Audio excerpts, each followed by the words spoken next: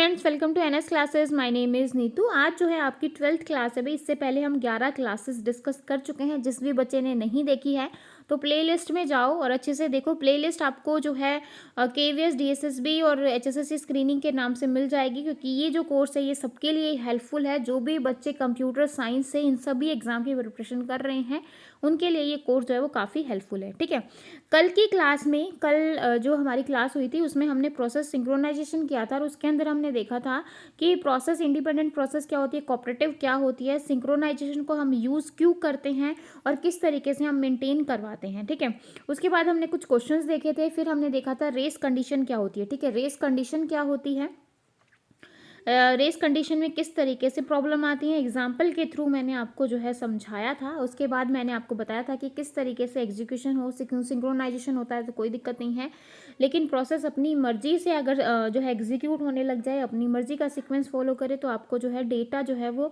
Correct नहीं मिलेगा, inconsistent मिलेगा या आपका डेटा जो है वो लॉस हो जाएगा। ठीक है, तो इस तरीके की प्रॉब्लम आती है भाई, इसलिए जो है हम सिंक्रोनाइजेशन का यूज़ करते हैं। ठीक है, ये कुछ हमने क्वेश्चंस देखे थे। उसके बाद हमने देखा, मैंने आपको बताया था क्रिटिकल सेक्शन क्या होता है और किस तरीके से क्रिटिकल सेक्शन का फिर हमने देखा था सॉल्यूशन क्या क्या है क्रिटिकल सेक्शन प्रॉब्लम के। ये क्रिटिकल सेक्शन कहता है कि एक टाइम पे एक ही जो प्रोसेस है आपकी सीएस को एग्जीक्यूट यानी क्रिटिकल सेक्शन में रह सकती है। ठीक है, तो उसके सॉल्यूशन थे भाई, 3 सॉल्यूशन थे जो हमने कल डिस्कस किए थे। प्राइमरी था आपका म्यूचुअल एक्सक्लूजन प्रोग्रेस और सेकेंडरी था आपका बाउंडेड वेट। क्या था भाई, बाउंडेड वेट था। ठीक है, तो ये सीएस के जो है सॉल्यूशन है। अब देखो भाई, म्यूचुअल एक्सक्लूजन हम बात कर चुके हैं और प्रोग्रेस पे हम बात कर चुके हैं। ठीक है, इतना हमने कल की क्लास में कर लिया था। आई होप आपको अच्छे से समझ में आया होगा। आज जो है हम आगे का देखते हैं। आगे देखो भी कुछ क्वेश्चन देख लो। Concurrent access to share data, क्या बोल रहा है, concurrent access to share data में रिजल्ट इन, जब कॉन्करेंट मतलब जो कॉन्करेंट होता है जो प्रोसेस एक दूसरे से डेटा को शेयर करवाती है। कॉन्करेंट क्या होता है, जो एक दूसरे से डेटा को शेयर करवाती हैं। तो डेटा क्या होगा, कंसिस्टेंट होगा, इनसिक्योरिटी होगा, डेटा इनकंसिस्टेंसी हो गया, नन ऑफ द मेंशन होगा। तो अगर जो दो प्रोसेस आपस में डेटा को शेयर करवा रही हैं तो वहाँ पर आपका डेटा जो है वो इनकंसिस्टेंस आपको मिलता है, आपको अच्छे से मतलब करेक्ट डेटा नहीं मिलेगा। नेक्स्ट क्वेश्चन देखो भाई, second question, a situation where several process access and manipulate the same data. बहुत सारी प्रोसेस हैं जो एसेस और मैनिपुलेट करवाती हैं सेम डेटा को concurrently and outcome of the execution depend on the particular order. और जो उनकी आउटकम है ना, जो उनका रिजल्ट है वो डिपेंड करता है उनके ऑर्डर के ऊपर। अगर वो सही ऑर्डर में एग्जीक्यूट हो रही है तो आपको सही जो है आंसर मिलेगा, करेक्ट जो है डेटा मिलेगा। अगर जो है पहले कुछ प्रोसेस आधी P1 हो गई है, फिर आधी P2 हो गई है, इस तरीके से एग्जीक्यूट होती हैं, अपनी मर्जी से एग्जीक्यूट होती हैं, तो जो है आपको इस टाइप की क्या बोलोगे, डेटा कंसिस्टेंसी क्या होता है, डेटा एक्यूरेट मिलना, कंसिस्टेंसी कैसे मिल जाएगी।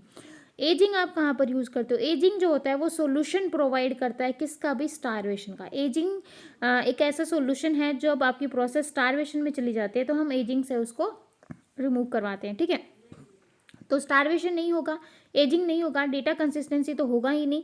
तो आपका आंसर क्या होगा भाई, रेस कंडीशन। रेस कंडीशन हम कल पढ़ चुके हैं। ठीक है, आगे देखो, the segment of code in which the process may change common variable update variable into files is known as. क्या बोल रहा है कि एक ऐसा सेगमेंट ऑफ कोड जहाँ पे आप क्या करवा रहे हो, प्रोसेस को चेंज करवा रहे हो, कॉमन वेरिएबल्स को चेंज करवा रहे हो, अपडेट टेबल को अपडेट करवा रहे हो, write into file is known as. Program कहोगे, सीएस कहोगे, नॉन क्रिटिकल सेक्शन या सिंक्रोनाइजिंग, क्या होगा भाई, क्या होगा भाई, क्रिटिकल सेक्शन। तो इसको आप क्या बोलोगे, क्रिटिकल सेक्शन। क्रिटिकल सेक्शन हमने पढ़ा है ना कि सीएस में जो है आपके एक टाइम पे एक ही प्रोसेस जो है वो एग्जीक्यूट हो सकती है। आगे देखो fourth question, which of the following condition must satisfy to solve critical section problem. Critical section की प्रॉब्लम को सॉल्व करने के लिए आप क्या क्या यूज़ करते हो, म्यूचुअल एक्सक्लूजन यूज़ करते हो, बिल्कुल करते हैं, प्रोग्रेस यूज़ करते हो, बिल्कुल करते हो, बाउंडेड वेट करते हो, बिल्कुल करते हो। तो तीनों ही यूज़ होंगे तो आपका आंसर क्या आ जाएगा, ऑल ऑफ द मेंशन। ठीक है, क्लियर है भाई चारों क्वेश्चन। नेक्स्ट देखो, mutual exclusion implies, mutual exclusion जो है वो कहाँ पर होता है, if a process is executing, अगर आपकी प्रोसेस एग्जीक्यूट हो रही हो इन ए क्रिटिकल सेक्शन, सपोज जो है आपकी P1 प्रोसेस जो है वो एग्जीक्यूट हो रही है कहाँ पर, इस क्रिटिकल सेक्शन के अंदर, then no other process must be executing. तो उस टाइम पे अगर P1 यहाँ पर है क्रिटिकल सेक्शन में, तो अगर P2 P3 चाहती हैं क्रिटिकल सेक्शन में एंटर करना, लेकिन ये जो है अदर प्रोसेस जो है एग्जीक्यूट नहीं हो पाती, तो ये क्या क्रिटिकल, तो क्या ये म्यूचुअल एक्सक्लूजन है? बिल्कुल है भाई, ये तो ट्रू होगा। नेक्स्ट देखो, if a process is executing C S, अगर कोई प्रोसेस एग्जीक्यूट हो रही है सी एस में, जैसे सपोज करो P1 एग्जीक्यूट हो रही है, तो other process must be executing, क्या P2 यहाँ पर एंटर कर पाएगी? नहीं कर पाएगी, ठीक है।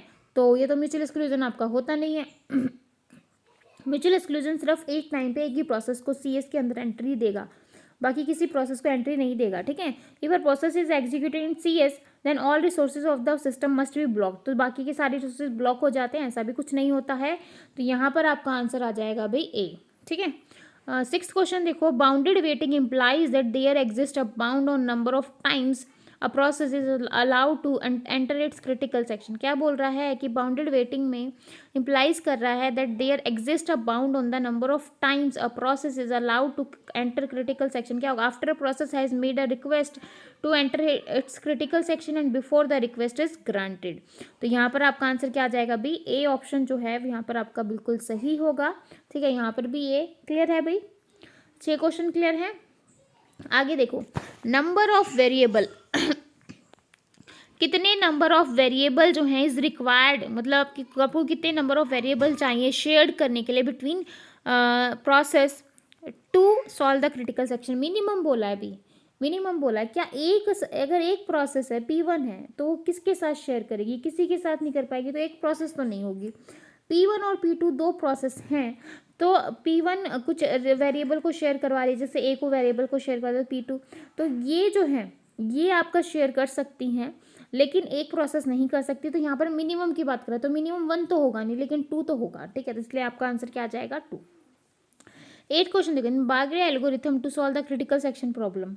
क्या करवाते हैं? Each process is put into a queue and picked up in order manner. Each process receive a number, हर एक प्रोसेस जो है वो रिसीव करेगा नंबर को। मे और no may not be unique, मतलब ज़रूरी नहीं है कि वो यूनिक ही हो। And the one with the lowest number is serve next, ठीक है। और फिर लोवेस्ट नंबर को क्या करेगा? सर्व करवा देगा। तो यहाँ पर आपका आंसर क्या आ जाएगा? बी ऑप्शन जो है वो बिल्कुल सही होगा, ठीक है। तो ये थे कुछ क्वेश्चंस, आई होप आपको थोड़े समझ में आए होंगे। अब देखो सेमाफोर क्या होता है, इंपॉर्टेंट है भाई सेमाफोर, थोड़ा सा ध्यान से समझना। सेमाफोर एक इंटीजर वेरिएबल है जो कि यूज़ किया जाता है solve the critical section problem. Critical section की प्रॉब्लम को सॉल्व करवाने के लिए सेमाफोर का यूज़ करते हैं। और using two atomic operation wait और सिग्नल, मतलब अगर क्वेश्चन आ जाए सेमाफोर क्या होता है, सेमाफोर एक क्या, कुछ नहीं है, क्या है, एक इंटीजर टाइप का वेरिएबल है, ठीक है। और इसमें हम दो ऑपरेशन को परफॉर्म करते हैं, एक होता है आपका वेट और एक होता है आपका सिग्नल, ठीक है। वेट को आप P से डिनोट करते हो, सिग्नल को V से करते हो, ठीक है। P में माइनस करते हो, V में प्लस करवाते हो। Are use for process synchronization, तो यहाँ पर वेट और सिग्नल दो आप यूज़ करवाते हो। तो वेट जो होता है आपका, wait is decrement the value, मतलब वेट क्या करवाता है? माइनस करवाता है, ठीक है। और सिग्नल क्या करवाता है? सिग्नल जो है वैल्यू को इंक्रीमेंट करवाता है। क्या करवाता है? इंक्रीमेंट। अब टाइप ऑफ सेमाफोर देखो, कई बार क्वेश्चन आ जाता है कि सेमाफोर की टाइप के जो है नाम बताओ भी, सेमाफोर को क्या कितने टाइप का होता है? तो काउंटिंग और बाइनरी दो ही टाइप होती हैं, काउंटिंग सेमाफोर और बाइनरी सेमाफोर। काउंटिंग सेमाफोर में क्या होता है? The integer value of semaphore, जो इंटीजर वैल्यू है सेमाफोर की, have an unrestricted value domain. The semaphore are use to coordinate the resource access where the semaphore count the number of the available resources. If the resources are added, semaphore count automatically incremented, ठीक है। And if resources are remove then count is decremented. क्या बोल रहा है कि यहाँ पर जो इंटीजर वैल्यू है वो कुछ भी हो सकती है, मतलब इंटीजर यानी कि माइनस से लेके प्लस तक, मतलब 10 भी हो सकती है, 12 भी हो सकती है, 15 भी, मतलब इस तरीके से कोई भी आपकी इंटीजर वेरिएबल हो सकती है। तो अनरिस्ट्रिक्टेड डोमेन है यहाँ पर, ठीक है। This semaphore coordinate the resource access, मतलब ये जो सेमाफोर हैं वो कोऑर्डिनेट करते हैं रिसोर्सेज को असेस करवाने के लिए। Where semaphore count is the number of available resources. If the resources are added, अगर रिसोर्स ऐड होते हैं तो सेमाफोर काउंट ऑटोमेटिकली, सेमाफोर उसको ऑटोमेटिकली काउंट कर लेगा इंक्रीमेंट में। और अगर रिमूव्ड होते हैं तो वो क्या हो जाएंगे? काउंट जो है वो आपका डिक्रीमेंट हो जाएगा, ठीक है। अब देखो बाइनरी, बाइनरी सेमाफोर या फिर आप उसको म्यूटेक्स भी कह सकते हो। मतलब बाइनरी क्या होता है? बाइनरी में दो ही वैल्यू होते हैं, 0 या 1, ठीक है। तो 0 एंटर करेगा तो मतलब जब हम 0 में +1 करने जो है काम करोगे क्रिटिकल सेक्शन के अंदर, जब आप बाहर निकलोगे तो 1 को क्या कर दोगे? 0 कर दोगे, ठीक है। तो यही काम होता है आपका। तो binary semaphore are like counting semaphore but their values, वहाँ पर वैल्यू की कोई रेस्ट्रिक्शन नहीं थी, ठीक है, कोई लिमिट नहीं थी कितनी होगी, लेकिन यहाँ पर जो है वैल्यू की लिमिट है, रेस्ट्रिक्टेड है, 0 और 1 ही और आप यूज़ करोगे। The wait operation only works when the semaphore is 1। Wait operation आपका तभी काम करेगा जब आपका सेमाफोर की वैल्यू क्या होगी, 1 होगी। समझ में आया? मतलब क्योंकि वेट में आप क्या करवाते हो, वेट में आप माइनस करवाते हो। अगर जीरो होगा तो आप उसको माइनस करवा दोगे तो वैल्यू तो माइनस में चली जाएगी ना। तो जो है वेट ऑपरेशन तभी काम करेगा जब आपकी सेमाफोर की वैल्यू 1 होगी, ताकि वो उसको जीरो कर सके, ठीक है। और सिग्नल जब तभी काम करेगा जब आपकी सेमाफोर की वैल्यू 0 होगी। क्यों? क्योंकि वो करवाता है +1। तो इस तरीके से जो है ये काम करता है। This it is sometime easier to implement binary semaphore. ये ईजी होता है ये binary semaphore than counting semaphore. मतलब काउंटिंग सेमाफोर से बाइनरी सेमाफोर को इम्प्लीमेंट करना क्या होता है, ईजी होता है। आगे देखो डिफरेंस क्या होगा भाई काउंटिंग सेमाफोर और बाइनरी सेमाफोर में। काउंटिंग में कोई म्यूचुअल एक्सक्लूजन नहीं होता, ठीक है, क्योंकि नंबर ऑफ बहुत सारे जो है इंटीजर वेरिएबल हैं, हमें पता ही नहीं चल पाता कितनी प्रोसेस सीएस में पहुंची है कितनी नहीं पहुंची। बाइनरी में हमें पता चल जाता है कि भाई जैसे वैल्यू 1 है और वेट ऑपरेशन परफॉर्म किया, वैल्यू 0 हो गई, ठीक है। फिर यहाँ पर क्रिटिकल सेक्शन में एक प्रोसेस काम करिए, दूसरी प्रोसेस आएगी, वो एंटर कर ही नहीं पाएगी क्योंकि 0 को हम माइनस नहीं कर सकते, क्योंकि जो आपका वेट जो ऑपरेशन है वो सिर्फ आपका जो है 1 पे ही काम करेगा, 0 पे नहीं करेगा। इसलिए दूसरी प्रोसेस एंटर नहीं कर पाएगी, और जब ये प्रोसेस बाहर आएगी तो इस 0 को क्या कर देगी, +1 कर देगी, ठीक है। और जब ये बाहर आएगी तो वापस यहाँ पे +1 आ जाएगा। तो यहाँ पर म्यूचुअल एक्सक्लूजन आपका होता है। यहाँ पर इंटीजर की कोई भी वैल्यू हो सकती है, यहाँ पर सिर्फ आपकी 0 और 1 ही होंगी। यहाँ पर मोर देन 1 स्लॉट, एक से ज़्यादा स्लॉट होते हैं, यहाँ पर सिर्फ एक ही स्लॉट होगा। प्रोवाइड अ सेट प्रोसेस, और यहाँ पर जो होता है it is mutual exclusion mechanism, ठीक है। अब देखो कुछ प्रॉब्लम है भाई आपकी, ठीक है, जो आती हैं, अब हम देख लेते हैं। Bounded buffer producer consumer problem क्या होती है, उसके बाद जो है डाइनिंग फिलोसफर प्रॉब्लम क्या होती है, रीडर राइटर प्रॉब्लम क्या होती है, स्लीपिंग बार्बर प्रॉब्लम क्या होती है। बस ये हम करेंगे भाई, क्योंकि ये इंपॉर्टेंट हैं, कई बार एग्जाम में पूछ ली जाती हैं, तो आपको पता होना चाहिए कि ये होती क्या है, ठीक है। देखो भाई प्रोड्यूसर कंज्यूमर, प्रोड्यूसर कंज्यूमर से आप समझ पा रहे होगे कि एक जगह प्रोड्यूस हो रहा है और एक जगह क्या हो रहा है अभी एक प्रोड्यूस कर रहा है, एक कंज्यूम कर रहा है। मतलब यहाँ पर एक ये कमरा है, ठीक है, प्रोड्यूसर क्या कर रहा है, इस कमरे में जा रहा है और एक एक सामान को यहाँ पर रख रहा है, ठीक है। अब यहाँ पर कंज्यूमर आ रहा है, यानी कि कस्टमर आ रहा है, और वो क्या कर रहा है, इस एक एक सामान को उठा के अपनी जगह लेके जा रहा है जहाँ पर उसको ज़रूरत है, ठीक है। तो ये प्रोड्यूसर कंज्यूमर होता है। तो ये क्लासिकल प्रॉब्लम है, this is use for multi process synchronization. इसको हम यूज़ करते हैं मल्टी प्रोसेस सिंक्रोनाइजेशन के लिए, synchronization between more than one process, ठीक है।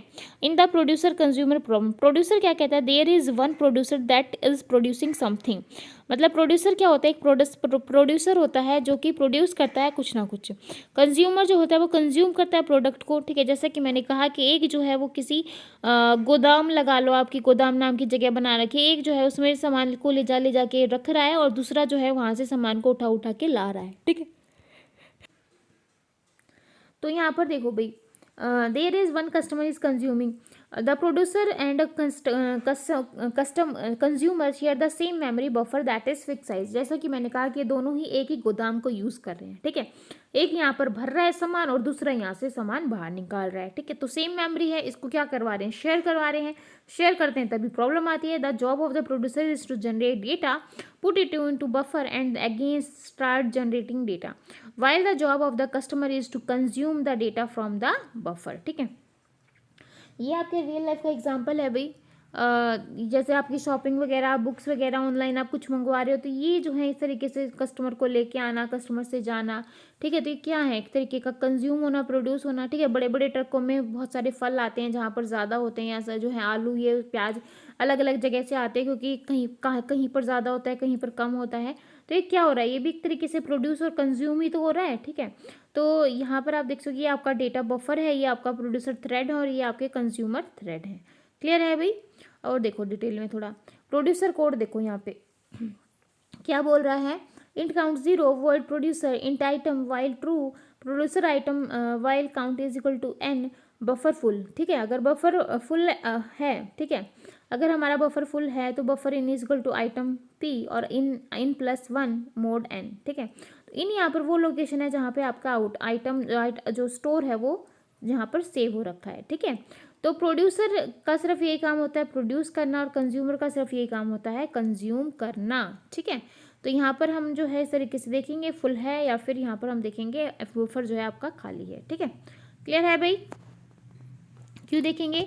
क्योंकि प्रोड्यूसर क्या करता है, इस कमरे में इस सामान को रख रहा है।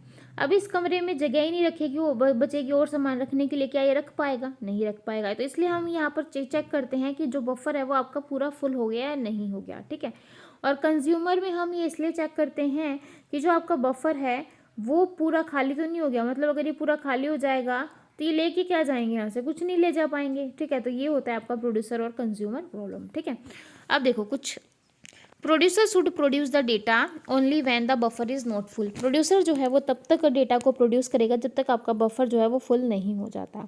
अगर बफर फुल हो जाए then the producer should not be allowed to put any data into the buffer. अगर आपका बफर भर गया है, ठीक है, अगर आपका गोदाम भर गया है तो आप उसमें क्या डालोगे जो ऑलरेडी फुल फिल है। तो ठीक है, तो यही बात हो रही है। अगर एक बार आपका प्रोड्यूसर जो है अगर आपके बफर जो है वो फुल हो जाए तो producer should not be allowed to put any data into buffer. The consumer should consume data only when the buffer is not empty. बोल रहा है कंज्यूमर जो है वो शुड कंज्यूम द डेटा, मतलब डेटा को तभी कंज्यूम करेगा जब बफर एम्प्टी नहीं होगा। अगर बफर ही खाली हो जाएगा, पूरा बफर खाली पड़ा है, तो किस तरीके से वो वहाँ से सामान निकाल के लाएगा? क्या वो ला पाएगा? नहीं ला पाएगा। It is the buffer is empty then the consumer should not be allowed to take any data from the other. ठीक है, अगर आपका जो गोदाम है वो खाली है तो जो प्रोड्यूसर है, जो आपका कंज्यूमर है, वो जाएगा ही नहीं वहाँ पे। जब आपका सामान ही नहीं है वहाँ पे तो आप जाओगे क्या करने? The producer and consumer should not assess the buffer at the same time. जो प्रोड्यूसर और कंज्यूमर है ना, वो एक टाइम पे बफर को असेस नहीं कर सकते। तो प्रॉब्लम क्या जनरेट होंगी? वही डेटा की इनकन्सिस्टेंसी और डेटा का लॉस। ठीक है, तो यही प्रॉब्लम जो है होती है आपके अक्सर। अब देखो डाइनिंग फिलोसोफर प्रॉब्लम क्या होती है। कंज्यूमर प्रोड्यूसर कंज्यूमर क्लियर है। अब देखो डाइनिंग फिलोसोफर प्रॉब्लम क्या होती है। Dining philosopher problem state that के फिलोसफर्स, यहाँ पर आप एग्जाम्पल से समझो। सपोज यहाँ पर आपके पास 5 जो हैं फिलोसफर हैं और ये यहाँ पर थिंकिंग का काम कर रहे हैं, थिंकिंग का और खाने का, मतलब थिंक और ईट, थिंक और ईट। ठीक है, तो मतलब इसको सोच रहे हैं और खाना खा रहे हैं, सोच रहे हैं और खाना खा रहे हैं। ठीक है, अब यहाँ पर देखो 5 पर्सन हैं। कितने? 5 पर्सन है और 5 ही चॉपस्टिक हैं। क्या है? 5 ही चॉपस्टिक हैं। ठीक है, और हर एक बंदा जो है वो दोनों चॉपस्टिक से खा रहा है, यानी कि लेफ्ट और राइट से। ठीक है, तो अब क्या होगा भाई, अगर ये P3 यहाँ से यहाँ स्पून ले ले तो ये वाला और ये वाला तो वेट ही करता रह जाएगा अगर ये जब तक नहीं देगा। ठीक है, या फिर ये वाला यहाँ से ले ले। ठीक है, तो ये वाला वेट करता रह जाएगा। तो यही होता है आपका क्या भाई, प्रोड्यूसर डाइनिंग फिलोसफर प्रॉब्लम। ठीक है, हाँ जी। अब थ्योरी देखो। Dining philosopher problem state that K philosopher seated around a circular table. तो के फिलोसफर हैं जो एक सर्कल में बैठे हुए हैं with 1 chopstick between two each pair of philosopher. मतलब हर एक जो है वो 2 चॉपस्टिक के साथ खा रहा है। तो there is 1 chopstick between each philosopher. हर एक फिलोसफर के पास एक चॉपस्टिक है खुद की। फिलोसफर में it can pick up the 2 chopstick. जो फिलोसफर है वो तभी खा सकता है जब वो दोनों चॉपस्टिक को उठाए। Adjust to him 1 chopstick may be picked up by any other one of the adjust followers but not both. ठीक है, अब यहाँ पर देखो सपोज P3 ने एक चॉपस्टिक ले ली, इसने एक, इसने एक, इसने एक और इसने एक। ठीक है, तो अब बताओ मुझे क्या जो है ये सारे खाना खा पाएंगे? मतलब क्या P5, P1, P2, P3, P4 क्या खाना खा पाएंगे? नहीं खा पाएंगे। क्यों? क्योंकि ये फिलोसफर जो है ये आपके दोनों चॉपस्टिक के साथ खाना खा पाते हैं। ठीक है, तो क्या होगा इस केस में? ये तो सब वेट करते रहेंगे। तो इसका काम यही है कि या तो यहाँ से जो है ये P3 खा ले, उसके बाद ये दोनों खा लें। मतलब इस तरीके से जो है सीक्वेंस में बारी बारी जो है करेंगे तो दिक्कत नहीं होगी। अदरवाइज जो है यहाँ पर डेडलॉक या स्टारवेशन की प्रॉब्लम अक्कर हो जाएगी। This problem involve the location of limited resources to a group of process. मतलब एक ग्रुप में जो है आपने सिर्फ लिमिटेड रिसोर्सेज को क्या किया है? एलोकेट करवाया है। ठीक है, in a deadlock free and starvation free manner. मतलब यहाँ पर डेडलॉक नहीं होगा, स्टारवेशन भी नहीं होगा। ठीक है, तो ये थी आपकी डाइनिंग फिलोसफर प्रॉब्लम। अब देखो reader writer problem. Reader writer problem क्या कहती है? Suppose the database to shared among several concurrent process. Some of these process may want only to read the database whereas other may want to update, that is to read and write the database. We distinguish between these two types of processing by retrieving to the information as reader and to the letter at writer. Precisely in operating system we call this situation on the reader writer problem parameters as one set of data is shared among a number of process. Once a writer is ready, its performed is writes. Only one writer may right at a time, ठीक है, एक writer जो है एक ही time पर क्या करेगा, write कर पाएगा. It is a process is writing, no other process can read it. If at least one reader is reading